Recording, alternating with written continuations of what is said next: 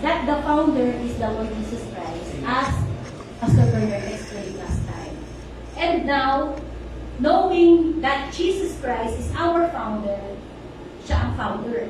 Then, ang question, what is our foundation in coming here? What is our foundation? Our motive. What is our motive in going to church? Because of friends? Because of crush? Or because you wanted to receive blessings? Or because you came for Jesus? You came to worship Jesus. Amen? Kung tayo para kay Jesus, not for anything else. Mawala man si best friend, but Jesus is there, remaining, pupunta tayo. So our foundation is first, our founder is Jesus Christ, and then our foundation. Bakit ako nandito? Anong ginagawa ko? Why am I worshiping? Because of Jesus. At syempre, hindi ka, it's like when you have an idol sa music industry or in Hollywood, you have idols, right? In Lady Gaga or whoever. There is something that you have found on that person. Ayun. You have seen or admired on that person. That's why you kept on idolizing that person. No? Regardless of many things that you have heard, bad news or bad publicity that they are going to throw dun sa idol mo, it really doesn't care. You stay as an fan, di ba? Nagiging fan pa rin tayo. And so, dapat malaman din natin itong ating ina-idol, which is dapat natin ina-idol. The true idol, we must have. Hindi yung klase ng idolatry ng mundo ng mga pagan, but the idol that we would have to, it should be the Lord Jesus Christ. Siya po, it's the only one, the only living God na dapat natin bigyan ng papuri. We have to give Him the highest worship and adoration. So sabi po ni Pastor Bernard, kanyang verse, sa Matthew 16:18, ito yung verse na yan. Okay? Now I say to you that you, Peter, which means rock, and upon this rock I will build my church, and all the powers of hell will not conquer it. So it was clear enough. Last Friday, Pastor Bernard specified, clear enough, discussed about who is our church leader. And that is I. Okay? And who is this I that we should worship? Who is this I that we must put our trust? Who is this I that we must put our faith in? Di po ba? Bakit kailangan mong ilagay yung pananampalataya sa Kanya? Is He dependable? Just like this chair. Maybe I'm going to ask you which chair you will choose. Ito ba or ito? Okay? Of course, kung saan yung comfortable. Where you will sit comfortable and where you will sit stable. I mean, sturdy siya. O, matibay siya. Hindi kanya ibabagsak. So, dapat doon natin ilalagay yung ating pundasyon ng ating pananampalataya. Amen po ba? And so, kung ito yung I am na to, itong I na to is the same I am na minimension ng Bible, then, who is this I am? Okay? Let us establish who is this I am. Who is this I na founder natin na dapat kong purihin, na dapat kong i-worship. No? Okay? Let us go on. Ang sabi po sa Exodus chapter 3 verse 1 to 15, mahaba siya, let me just read. Wala pa rin ganun. Dito ako doon. Okay, I will just read, no? Maliit siya. One day, this was the burning bush. If you see our logo, there is that burning bush. Doon po natin kinuha yung ating text. It's Exodus chapter 3 verse 14 because that is the first verse or chapter in the Bible where you can read the word I am. Where Jesus, God introduced Himself, named Himself, give His name as I am. Okay? So the burning bush, you know the bush. Yung parang, ano yun, damo. Right?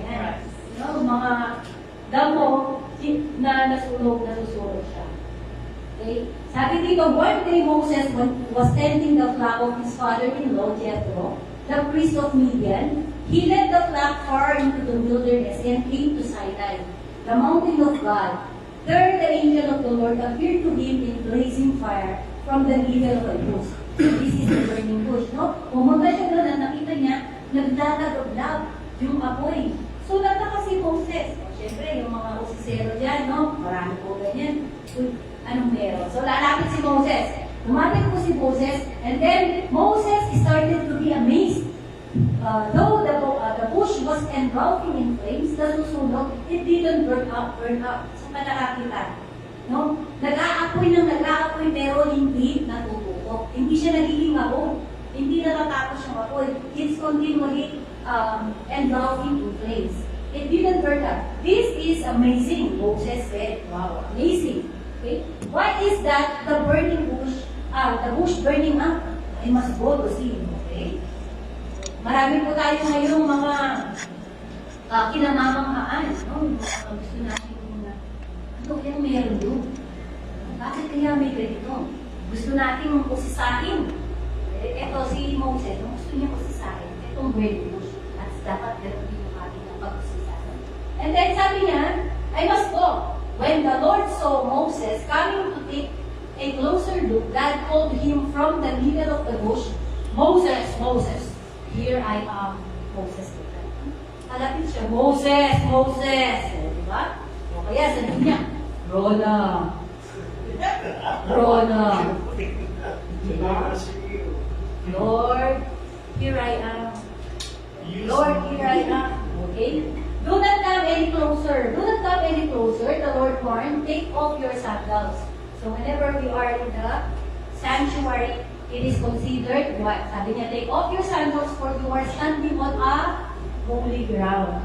So whenever we are sa gathering ng Panginoon, nandoon ang presensya ng Panginoon. And so, the place is holy. Amen?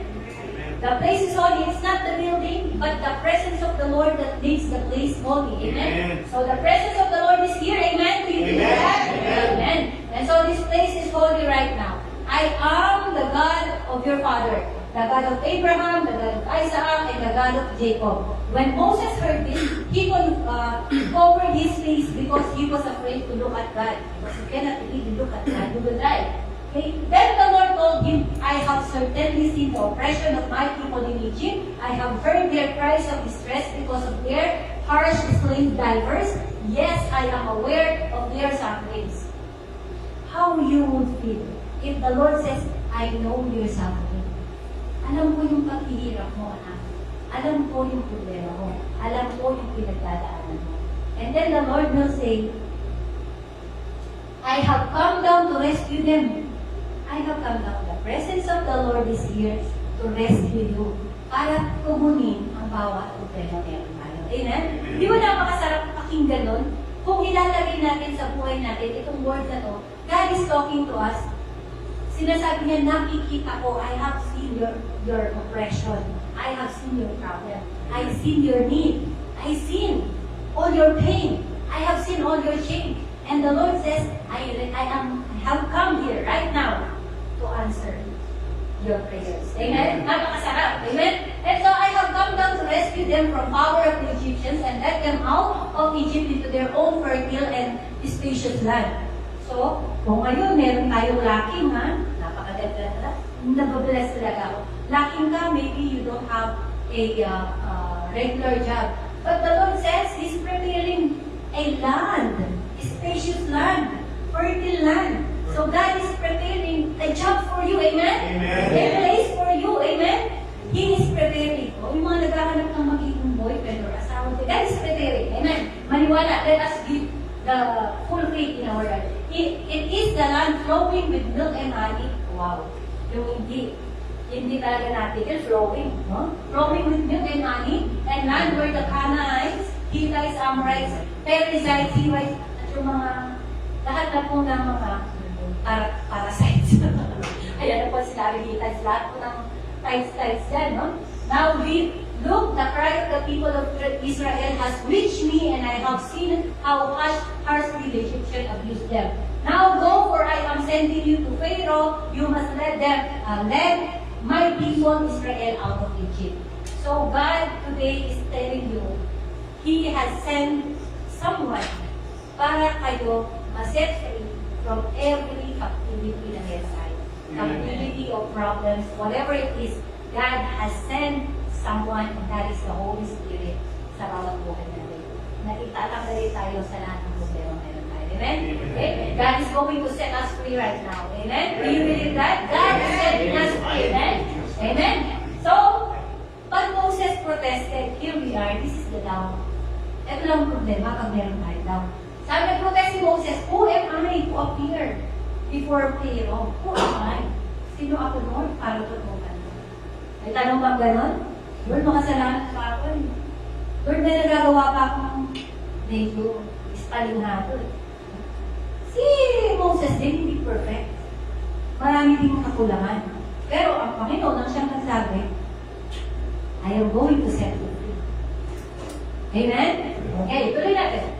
Who am I to appear before Pharaoh? Who am I to lead the people of Israel out of Egypt? God answered, I will be with you. The Lord is saying, I will be with you. Amen? The Lord is saying, I will be with you. Amen? Kasama natin ang Panginoon. And this is your sign that I am the one who sent you. When you have brought the people out of Egypt, you will worship God at this very mountain. Okay? But Moses protested, if I go to the people of Israel and tell them, the God of your ancestors has sent me to you, they will ask me, what is his name? Then, what should I tell them? Okay, eto po tayo. Sa verse 14, God replied to Moses, I am who I am. Say this to the people of Israel, I am has sent me to you. God also said to Moses, say this to the people of Israel, Yahweh, the God of your ancestors, the God of Abraham, the God of Isaac, the God of Jacob, has sent me to you. This is my eternal name, my name to remember for all generation. Yung ibang other translation for eternal is everlasting. That is my everlasting name. I am. That is my everlasting name. That is my eternal name. Pero ang tanong, are we using the name I am in this generation? No. Bakit? Okay. Because the Bible is progressive. Okay. The Bible is progressive. Sa Old Testament, it's only a foreshadow. Sa New Testament, it is the fulfillment. No? In the Old Testament, it's a foreshadow. Symbols. God is using symbols. God is using a metaphor. But then, sa New Testament, He Himself revealed Himself. Amen? So, okay. Who is this I am? Sa panahon natin. In our time, who is this I am? Okay? Let us make sure. Sinabi niyo kanina that I is who? Jesus Christ. Okay? Amen? That I is Jesus Christ. Let us establish. Let's make sure that the same I am is the same Jesus Christ that we are worshiping at this point of time. Okay, sabi po sa Isaiah, because there's a lot of revelation during that time. Mga prophecies during that time. From time of Genesis, di po ba, yung pinamitan sila ng skin of animal, there is a revelation, meron na po prophecy doon. That merong isang lamb na papatayin to cover ng lahat ng kasalanan natin. So from Genesis, nandoon na po yung prophecy of Jesus Christ. He is there already. So sa Isaiah, at marami pong prophecy, I just choose a few verses. Sabi po sa Isaiah chapter 9 verse 6, for a child is born to us, a son is given to us, the government will rest on his shoulder, and he will be called Wonderful Counselor, Mighty God, Everlasting Father, Prince of Peace. Nasaan yung Jesus dyan? Let's see. Next. Eto po. Kasi there is a child that is going to be born. Tama po ba? He is a son, so it is a male child that is going to come. Na siya daw ang siyang everlasting. At siya yung alam natin. And who is he? Sabi po sa Matthew, chapter 1, verse 20 to 21, as he considered this, an angel, because here, the angel is talking to Joseph. Because Joseph, when he learned that Mary is already pregnant, ang sabi niya, this is scandalous. I'm not going to and it will be a disgrace to my name. Di ba? mag-aasawa ko, buntis na agad. No? May edad na rin si Joseph. Tumanda akong ganito, tapos mag-aasawa ako, buntis na, nakakahiya. And during that time, it's really disgraceful na magkaroon ka ng asawa na buntis na. Okay? So, here, Joseph secretly wanted to divorce Mary. He doesn't want it to continue yung betrothal nila. Betrothal period of sila. And so, in these dreams, nagpakita yung angel. The angel spoke to Joseph. Kinausap ko si Joseph. Ang sabi niya, as he considered this, that an angel of the Lord appeared to him in a dream. Joseph, son of David. The angel said, do not be afraid to take Mary as your wife, for the child mentioned here is the same child mentioned in Isaiah. Amen? For the child within her was conceived by the Holy Spirit. Holy Spirit po ang siyang nagbuntis sa kanya. Okay? And she will have a son. Amen? It is clear, a child and a son is the same na binabanggit dito sa Matthew chapter 1. And then, for a child within her was conceived by the Holy Spirit, and she will have a son, and you are to name him Jesus. Sabihin mo nga natin, Jesus. That is the name na pinalit sa I am.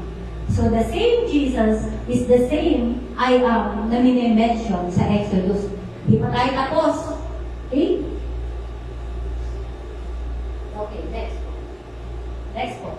Ito pa, for us to be really to solidify that the I am we are worship, the I am that the people of Israel, of our ancestor, is worshiping during that time, is the same God, the same I am we are worshiping right now. Ang sabi mo sa John chapter 8, 56, hanggang 56 hanggang 58, your father Abraham rejoiced as he looked forward to my coming.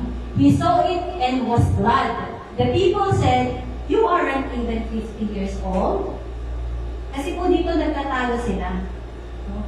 Nagtatalo sila kasi gusto nilang makakita ng himala. They wanted to see miracles na magpe-perform si Jesus Christ. Ang sabi niya, bago pa lang daw, before Abraham was, kasi ang sinasabi dito na kami ay anak ni Abraham. Kami, we are the sons of Abraham. We have the same faith as Abraham. And so, Jesus was conversing with them. Sabi niya, if you are a son of Abraham, how come you don't believe me? How come you don't believe what I say? Sabi ganon. No? Bakit kung totoo kayong mga anak, descendant kayo ni Abraham, bakit hindi kayo naniniwala sa akin? No? Tapos dito na yung sinabi niya ito. Sabi niya, then the people said, you aren't even 50 years old? How can you say you have seen Abraham? No? Sinasabi dito, di ka pa nga 50 years old eh. 40 lang si Jesus Christ yung panahon na yun. No? Di ka pa nga 50 years old? Paano nakita mo si Abraham? Napaka-imposible nga naman po, no? Sabi niya, Jesus answered, I tell you the truth, before Abraham was even born, I am. Clear? Yes. So the same I am they are worshiping in the Old Testament is the same I am they are prophesying sa mga books ng mga prophets. And that I am became flesh. At siya din ang nagsabi directly from his mouth. Jesus said that he is I am. Hallelujah. Amen. So the one we are worshiping, the one we are here, the reason we gathered here, bakit tayo nandito? This is because of that I am. And that I am is Jesus. Jesus. Amen? Ano naman pwede kong worshipin kay Jesus? Anong panghahawakan ko na dapat nga talagang ituloy ko itong pagsasamba ko na ito? Ano bang mapapala ko? Di ba? Ano bang mapapala natin? Okay natin. Because, kung totoo, ang our foundation of our faith, kung totoong the I am is the same as Jesus, then we can say that Jesus is great. I am. Sa bawat buhay.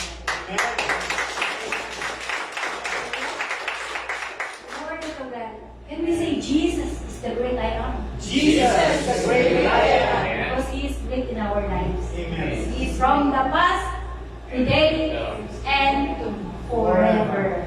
Amen? Okay, let's establish more. Amen.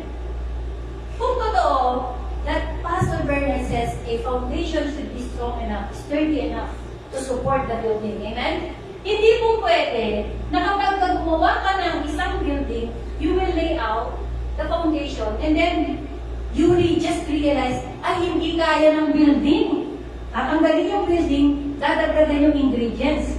No? Dadagdagan ng semento, dadagdagan ng bakal, dadagdagan ng graba, etc., etc. Hindi po pwede yun, di ba? Because the engineers, the engineers are counting the load. No?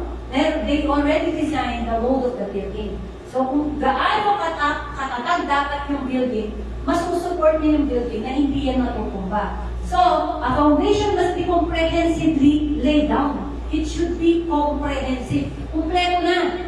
Hindi pwedeng, ay, may problema. Okay, trial and error ulit. No. For the Lord Jesus Christ, there is no trial and error. Because our foundation is an absolute and comprehensive lay down. Amen? Okay. Kung ang foundation daw ay nagsusustain ng building, therefore, yung building ay kinoconsider natin the church. Amen? In the spiritual realm, we are the church. We are the building. And the Lord is our foundation. Amen? And so, kung yung church, tinatawag the body of Christ, so paano masusustain ang body? Ang body needs a sustenance. Believe? Scientifically says that someone or a person kailangan po ng sustenance ng tatlong major element. Air, water, and food para makasurvive. Amen po ba? Amen. Ay, yung mga uso ngayon, tinatawag na shelter. Meron pang dapat shelter. Pero ang original, we must have the air, the water, and food. Makikita ba natin yung ano na yan, element sa ating foundation? Okay. Our foundation, can you see? Yung foundation natin, He is not just a provider, but He Himself is the bread. Ayun po. Diba? Food. First, food. Kailangan natin ng food. So, Jesus Himself is the food. He is the bread. Ang sabi niya sa John chapter 36, 35, Jesus answered, I am, palagi yung word na I am the bread of life. Whoever comes to me will never hunger, and whoever believes in me will never thirst. So if we come to Jesus Christ, then you will never be hungry. Ano po yung para mapatunayan natin, the same bread na sinasamba natin sa panahon ngayon is the same bread na symbolism in the Old Testament. In the Old Testament, sabi sa Exodus chapter 16, chapter 16, verse 4 to 8, during that time, when they were in exile, in the wilderness, going to the promised land, the God, Heavenly Father, provided them a daily manna. Bread po yun. Pero hindi siya tipak-tipak. Para siyang hamog sa umaga. Pagising mo, may hamog. Imbes na mga tubig, mga tinapay. They are bread. So, they have to collect it every day, every day. Kaya po yung prayer natin, give us our daily bread. The same, in the Old Testament, God is pouring out manna, the bread, every day. At ito po ang manna na to, itong manna na to is the same bread that is a symbolism in the Old Testament. Yung manna that is the proof, no? Yan ang katotohanan na Jesus Christ is with them during ng 40 years ng kanilang Exodus papunta dun sa promised land. That Jesus is with them. At ngayon, ang sabi ko dito sa John chapter 6:37, ayan. Kasi po dito, this is sad, but this is true. There are some people are coming to church only for bread. Uy, pumunta kayo, ang dami nga yung pagkain doon. Meron kaming piniritong isda. Meron kaming sabaw. At meron kaming sauce. May munggo. May gulay pa kami. At meron pa kaming mga fruits. At syempre, elevated na kami yun. Wala na soft drinks. Pineapple juice na. Wala rin pupunta. Alam niyo po si Jesus Christ, during that time, when He is ministering, He saw a lot of people coming to Him. No? Lumalapit sa Kanya. But Jesus, iniwan niya yung crowd na napakarami. Ang ginawa niya, sumakay siya ng boat at pumunta siya dun sa kabila. Sa kabilang ibayo. Ibayo nga tawag na? O, ibayo. No? Pero yung mga tao, sumunod pa din sa Kanya. Nung sabi niya, bakit ba, ano oras ka ba dumating? Bakit ka umalis? Ba't ganito? Ang dami na tinatanong. Alam niyo po ang sagot lang ni Jesus Christ. Wala ka ba dyan? O, ang sabi po ni Jesus Christ, alam ko naman bakit niyo ako sinusundan. Kasi nakakakain kayo sa akin. Tapos ngayon, nasabi dito ni Jesus Christ, our Father ate the manna in the wilderness, and it was written, He gave bread from heaven to eat. Kasi ang sabi nila, kung totoo nga ikaw ang Messiah, magpakita ka nga ng himala sa amin. Ang sabi doon, nag-uusap sila eh. Kung totoo ikaw yung Messiah, kung totoo ikaw ay Diyos, anak ng Diyos, magpakita ka nga ng himala sa amin. Kasi ganyan, yung Diyos ng mga Old Testament, ng mga ninuno namin, nagpaulan ng tinapay. Eh, kasi challenge lang talaga nila si Jesus Christ na magpakain ulit. Nagpaulan ng tinapay. Ngayon, ang sagot ni Jesus, truly, truly, I tell you, it was not Moses who gave you the bread from heaven, but it is my Father who gives you the true bread from heaven. For the bread of God is He who comes down from heaven and gives life to the world. So, siya po ang tinapay. Siya yung mana na bumababa ng panahon na yun. And so, in Jesus Christ's time, He is the bread na ibinigay ng Diyos naman sa akin. Kaya sabi niya, Sir, give us this bread at all times. Give us always the bread para hindi sila magutom. And so, Jesus answered, I am the bread of life. And everyone were, they were offended. Ay, kakainit pa namin ito. Ano kami, carnival? Are we going? Marami pong na-offend. Marami po sa sinabi ng Panginoon, iniwan siya. Hindi na sila nag-worship sa Kanya. So, kung pumunta tayo dito, our foundation for coming here is because of food, because of blessing. Blessing lang, not the blesser. Hindi sa Panginoon. Hindi po tayo tatagal. Tama po ba? Amen. But if we come here for God, Jesus Himself, who is the bread of life, we will never be hungry. Amen? Ano ba? If we need food, then we need water. At ang sabi ng Panginoon, ang sabi niya sa John chapter 7, verse 37, on the last day and greatest day of the feast, Jesus stood up and called out in a loud voice, if anyone is thirsty, let him come to me and drink. And you will never be thirsty again. So, He is also the living water. God is the living water. Ano yung representation? In the Old Testament, He is the rock. Yung pinukpok, ang bato, ng 2 beses, ni Moses. He is the rock.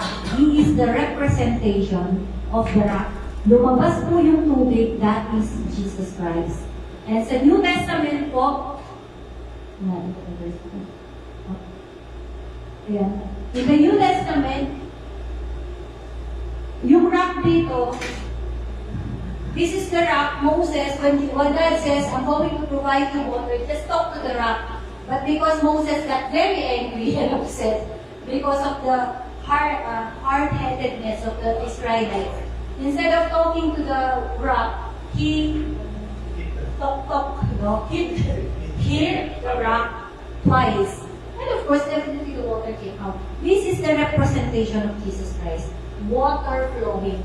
At marami daw pong tubig. Hindi tumigil ito mga kapatid, no? Dire-diretso. And dito po, our representation, the same water na hinihingi nila during the Old Testament is the same water na hinihingi ngayon, sinasamba natin. Remember when Jesus Christ was crucifixed? It was yung huling tusok sa kanya to make sure that he's already dead. Kasi time na eh, magta-time na at start na ng celebration nila. So, kailangan mapatunayan, ma-sure nila na patay na si Jesus Christ. So, to make sure that Jesus is already dead, tinusok siya dito sa tagiliran. At nung tinusok siya, lumabas sabay tubig at dugo. So, it's the same sa Old Testament, yung tubig na inaasam-asam natin, it's the same water coming from our Lord Jesus Christ. So if God, the Lord, our foundation, is Jesus, He is our bread, we will never be hungry again. And if Jesus is our foundation, He is our living water that overflows, never dry up sa bawat buhay natin. And that is Jesus in the Holy Spirit. Amen? Okay? Next. Okay, basahin natin. Because he is referring of the Holy Spirit. When he says, drink, come, if anyone is thirsty, let him come to me and drink. Whoever believes in me, as the scripture has said, streams of living water will flow from within him. He was speaking about the Holy Spirit, whom those who believe in him were later to receive, for the Spirit had not yet been given because Jesus had not yet been glorified. So, kung po tayo, tinanggap natin, nananampalataya tayo, we have the faith in our Lord Jesus Christ, you will definitely receive the living water that overflows, and that is the Holy Spirit. Kaya let us aspire. Kung tayo nananambahan na din, and that the Lord Jesus Christ is our foundation, let us desire for the living water. Kapag dinesire natin to, hindi madamot ang ating Panginoon. He is not stingy. He will give you the water, the living water that overflows sa bawat buhay natin. Amen? That gives us the power na magpatuloy sa ating pagsamba. And of course, syempre, He is the air, the breath of life. Sa umpisa pa lang mga kapatid, in the creation of mankind, hiningahan, okay? He molded the clay, okay? Yung hinulma niya, molded the clay into the image of a man, and then He breathed on it. In His nostrils, He breathed. Hiningahan niya, kaya nabuhay ang tao. Imagine, sa creation pa lang, nandun na si Jesus Christ. Siya yung hiningahan ng buhay. Siya yung hinihinga mo, kapatid. Kaya sabihin mo, napakasama ng taong yan, hininga niya yan. Hininga niya yan. Kaya may pag-asa. Tama? Kahit napakasama ng taong yan, kahit ano pang kasalanan niya, kahit yan pa'y mamamatay tao, kahit yan pa'y talaga namang scammer, no? Budol-budol, any kind of sin, walang imposible sa Panginoon. No? Hininga niya ang nandiyan. Kaya may posibilidad na yan ay tatanggap at ma-acknowledge niya ang ating Panginoon Kristo. So, He is the breath of life. Okay? In Genesis chapter 2, verse 7, doon po sinabi na siya yung hininga ng buhay. At ngayon, because of our transgression, because of sin, dahil sa kasalanan natin, namatay nung hininga ng buhay. Yun po kasi yung Holy Spirit. Yun po yung Spirit na ibinigay sa atin. But because of sin, namatay tayo spiritually. Actually, humihinga tayo, pero tayo mga zombie. No? Humihinga tayo, pag wala kang Panginoong Diyos, hindi ka tunay na nabubuhay. Tama? Tama po ba? Kasi para tayong robot. Kung ano sabihin ng mundo, sunod ka lang masunod. But when you receive the Holy Spirit, doon muli nabuhay ang ating Spirit. Natuto ka na ngayong mag-distinguish sa tama at mali. At madalas, pipiliin natin yung tama. Sino mo pumipili ng mali? Okay? Ang sabi po dito sa 2 Timothy chapter 3 verse 16, all scripture is God rest. Amen? So, kung palagi tayo nakakarinig ng Word of God, katulad ngayon, you are inhaling the true oxygen na kailangan ng buhay natin. Amen? If you are reading the Bible, then you are inhaling the true air na kailangan natin. Amen po ba? Kaya masasabi ko, buhay ka na ngayon. Amen. Kaya kumpleto ka. Amen? That is our foundation. Tama po ba? Kumpleto. Kumpleto, comprehensively laid down, kaya hindi tayo babagsak. Kailangan lang, kilala natin kung sino yung foundation natin. And maraming salamat sa Panginoon. God revealed Himself in the Old Testament, and God has revealed Himself sa panahon ngayon, and God revealed Himself to us right now because of the Scripture that are parallel. No? Talagang nagpapatunay that the I am in the Old Testament is the same Jesus Christ na meron tayo. Pero minsan, you have the air, you have the food, minsan plenty of food, and because of plenty of food, you get sick. Steak pa more. O, yung mga mahilig sa sweets. O, diabetes pa more. Yung mga mahilig naman sa sobrang gulay at mugo, arthritis pa more. Pag sumobra naman sa pagkain, well, God is so sufficient. Oh, ano sabi ng Panginoon? When you get sick, He's also the healer. Our church, we cannot discount it. There will be problems, there will be trouble, there will be sicknesses. But God, our foundation is laid comprehensively. If He provides us the air, the food, and the water, He also provides the healing. At yan po tinuro ni Kuya Manny nung nakaraan. Ano ang representation that He is the same in the Old Testament and the same as today? Ayan po. Naituro ko na to, di ba? Remember the lampstand? Yes. Okay? In Numbers chapter 21, verse 8 to 9, you can read in that actually chapter 21, the lampstand. Because the Israelites are really murmuring people. They are hard-headed people. Matigas sa ulo talaga nila. No? Even they have seen a lot of miracles that has happened during that time. Even the presence of the Lord goes with them. Imagine, sa umaga, a pillar of cloud para hindi sila mainitan. Hindi sila mapusta. Tama yan. At pagkatapos sa gabi, pillar of fire para kung natutulog sila, warm. At the same time, hindi sila makatake ng mga wild animals. See? Natutuon si Jesus Christ. Ngayon, eto na naman, nagreklamo na naman sila. Only because of the road. Meron namang shortcut, Lord eh. Bakit pa na naman kami padadaanin dun sa mahaba? Bakit hindi na lang sa ano? Nagalit na naman ang Panginoon sa kanila. The Lord guides the enemy again. Sabi nila, because of their murmuring. Okay, okay mo lagi nag-murmur mga kapatid. Baka humaba. No? Baka humaba yung paghihintay natin. Imbes na bukas, nandiyan yung blessing natin, kakamurmur natin. Humaba ang paghihintay. Because of murmuring, ang sabi ng Panginoon sa kanila, dahil ang tigasan ng ulo nila, magpapadala ko ng mga ahas. So everyone who got bite by the snake, nangamatay po. And some, nangihingalo. So, nanalangin ulit si Moses. Moses again prayed to God. Ang sabi niya, God, what have you done? People will say, how could you let them out from Egypt and let them die here in the wilderness? Again, the Lord heard the prayer of Moses.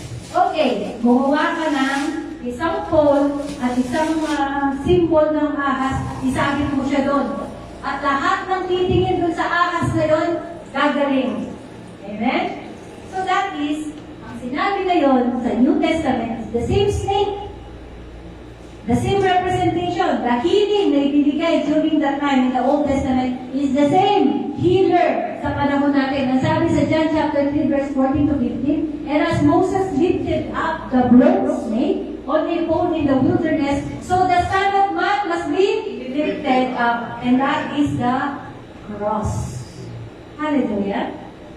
So we are complete. Amen? So never worry. Yung church na itinayo ng Panginoon, ang the Jesus, the great I Am Church, is comprehensively founded by the Lord Jesus Christ. And because He is our founder, He will sustain us. Amen? Amen. Okay. Ay, conclusion na ako. Gusto ko munang mag-testify. Last Tuesday, it was supposed to be, it was the worship ministry practice. Eto na, si Ate Jessa, sabi niya gano'n, excuse po ako kasi nawala doon na terminate daw yung isang kasama niya sa work at hindi siya makakapagpa-worship hanggat, akala ko yung araw lang na yun. Pero may kasunod hanggat hindi nakakaharap ng kapalit. Uy, Lord! Maiyak-iyak na po ako. I almost cry talaga. Maiyak-iyak na ako. So, nung sinabi si Ate Dani ka daw po, ang pwedeng mag-replace muna. Si Ate Dani ka din pala, naghihintay ng gossip na loob na mag-message ako dun sa Ate Dani ka, take over. Hinihintay din pala niya yun, pero ready na siya. Hinihintay na siya ng Panginoon. Dinandala siya ng Panginoon. Hinihintay niya lang, masabihin ko doon, o Ate Dani ka, kaya mo na yan.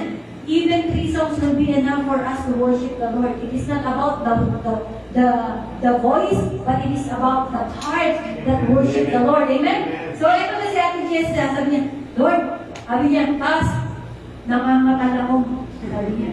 Pero, para sa Panginoon, go! The moment I get that, bumagsak na po ang luha. Sabi ko, Lord, You are the great sustainer. Sakto, sa message na ginagawa ko, God, prove na siya talagang magpo-provide sa simbahan ito. Amen po ba? Nawala man lahat ng mga magagaling. Nawala man lahat ng mga magagaling na instrumentaries natin at mga magagaling kumanta. But God is raising up a new worshiper. A new breed of worshiper, yung tipong mag-worship not because of their talent, but because they desire to worship the Lord. Amen? So God is going to provide everything we need. Nasabi nga po namin lagi ni Pastor Bernard, when there is a trial, we are not worried, but we are excited to see what God is going to do in everything that is. Amen? So we are excited sa simbahan ito, sa gagawin ng Diyos, sa bawat isa sa atin, paano tayo i-bless ng Lord. Amen po ba? And so, basahin ko na ito ating conclusion para tayo makakain ng bread of life. Okay? Therefore, if our foundation is Jesus Christ, who is the great I Am, in Him we endure. Hindi tayo magpe-perish. Hindi tayo babagsak. Hindi tayo manghihina. Why? Because our God will supply all our needs according His riches in Christ's glory. Sinabi po yan sa Philippians chapter 4, verse 19. At syempre, the same God na sinasamba natin in the Old Testament is the same Jesus that we worship today, is the same Jesus, the same I Am sa Revelation, sa darating na panahon. Ang sabi sa Revelation 1:17, I am the first and the last, the living one. I was dead, and behold, now I am alive forever. Is this Jesus Christ? Yes. I was dead, and now I'm alive. Katunayan na ang foundation natin is strongly, comprehensive, laid out. Okay? Ang sabi niya, I was dead, and behold, I am alive forever and ever. So the God that we are worshiping, the God na nag-founded ng church na to, the God that is the foundation of our faith, He will reign forevermore. And then Revelation 22:13, I am the Alpha and the Omega, the first and the last, the beginning and the end. Hallelujah. Let's all stand up and let us shout out. Let us shout out that the great I Am is Jesus Christ. Amen? Amen. Let me say, Jesus! Jesus is the great! is a great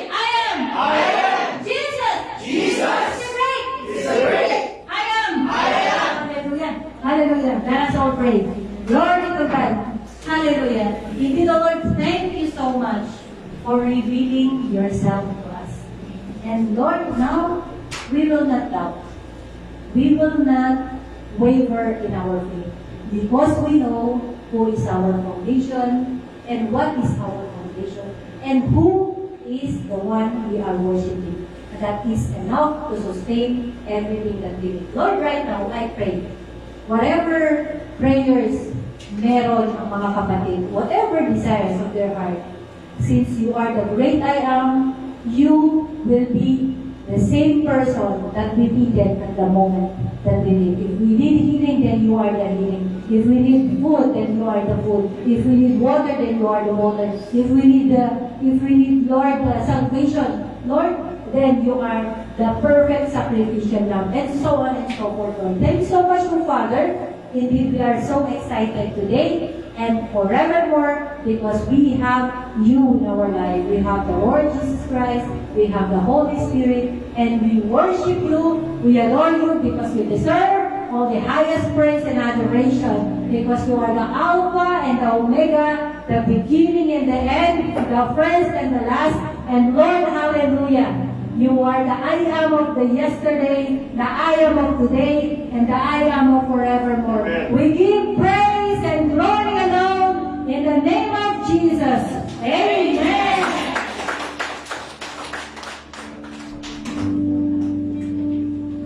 Upo po tayo. Glory to God. Please buka tayo sa inside God.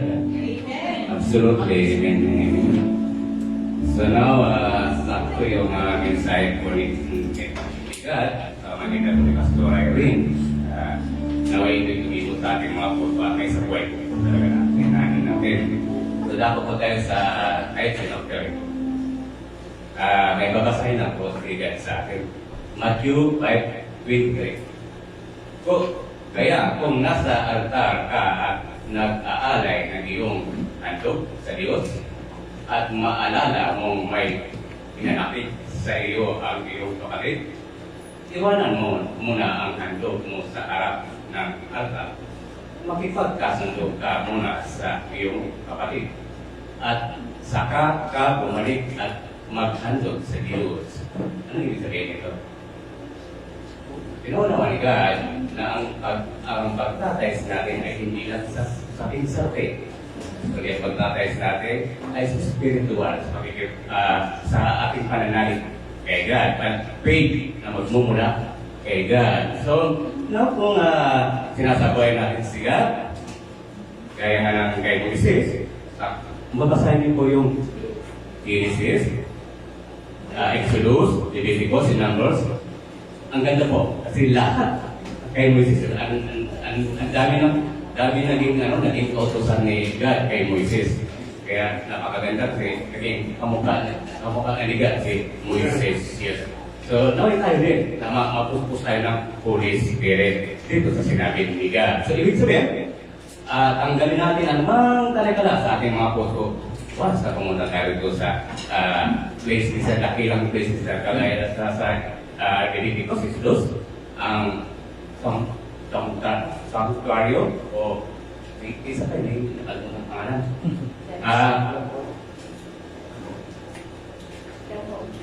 O parang nakalimutan ko dali. Balik, ba't napakaganda dahil lahat ng mga inuutos ni God, talagang kailangan sakto sa inuutos kay Moises at kay Aaron. So, okay, sabar na kayo, yes. And then, may mensahe ng praise God, Matthew 5:24. Iwan mo noon sa harap ng dambana ang tae mo at tumangon ka ng iyong lakad. Makipagkasundo ka muna sa iyong kapatid at kung magkagayon ay magbalik ka at ihandog mo ang iyong hain. So, same lang siya. But so, ibig sabihin, ano sila yung mga galit natin sa ating puso kasi hindi tayo makapagpatuloy kay God, hindi tayo makapagpunit kay God hanggang nasa atin ang galit sa ating every. Dahil nga, pinaunawa sa atin ni God, si God ay dakilang pag-ibig at hindi galit. So, kaya, was na tayo nagtatayos, kaya pinaunawa, hindi lang pinaunawa ni God na ang pagtatayos ay about sa salafi. Pagkos ito ay magtatayos ang paano tayo pinagharian ni God. So, paniniwala, pananampalataya, at pag-asa kay God. So, umpisa na po natin mag-thanks.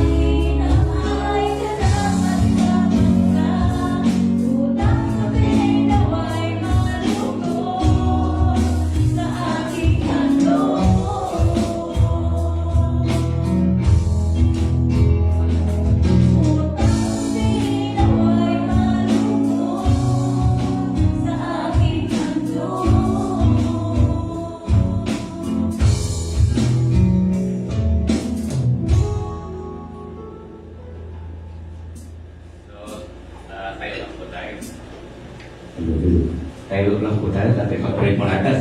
Itaas po natin ang ating mga kamay sa ating ikapo. Lord, maraming salamat sa pagkakataon po, Lord.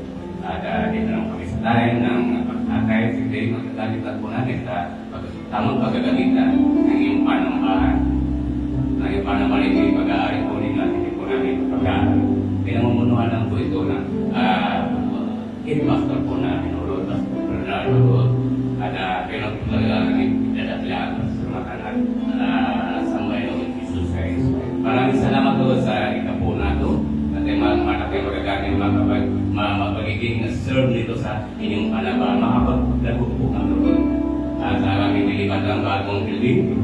Ipaprovide mo kami ng magiging liman sa pagiging panambahan nyo. Kasi nakirin po ng panambahan sa babaw Lord Jesus Christ. Padalami yung mga kaluluwang dadating niyo po sa panambahan ng mga pagkakalit po sa inyo, sila sa inyo po, makatagpo ng kaligtasan mga po. Maraming salamat, Lord, sa ikapo na ito, Lord, at ito'y pagpatuloy namin magagamit sa pagpapatuloy po namin sa inyong gawain, Lord. At ito po sa mo namin dalangin mas salamat na po sa inyo at pagsamba, Lord, sa pangalan po na yung mahal po na display ko sa walang taong patuloy po na yung Holy Spirit sa bawat isa namin sa po namin pamilya. Amen.